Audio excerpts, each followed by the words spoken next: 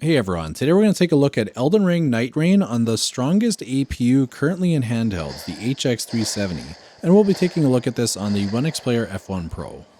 We'll take a look at multiple settings, starting off with 30 watts at max settings and 1080p, and you can see that we're actually performing pretty well. We're in the high 30s, sometimes 40s at these settings, which is pretty wild. It's actually performing better than any of the other Windows handhelds that I've tested, at least at 30 watts max. And next we're going to move on to the next batch of settings here. We have it at high settings, 30 watts, and basically the performance is very similar. We're actually in the mid 30s instead of at the 40s. I'll get to it a bit later, but this game kind of performs a little strange. I find that, especially on the HX370, that the graphics settings don't seem to have a massive impact. Now when we jump down to medium settings, you can see that we're at, in the 40s. So a little bit of an adjustment here from high settings, but part of this is also just the way I have my camera facing. When I go and run out in the field, it's closer to what we saw before. It's in the 30s, maybe closer to 40, but it's still in the 30s. And when we check out low settings, kind of strange. It's also at the same FPS as we've seen pretty much the whole time. Like we're at low 40s. And it actually dipped down to 29 FPS when that guy smacked the ground here.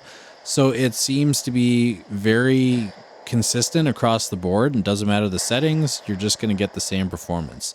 I'm not sure why the APU is acting like this, but very interesting results. Now when we test out 900p, we're in the 40s. Doesn't seem to be dipping down to the 30s, so I think this is the first time we've seen a meaningful change, and that came from a resolution change down to 900p.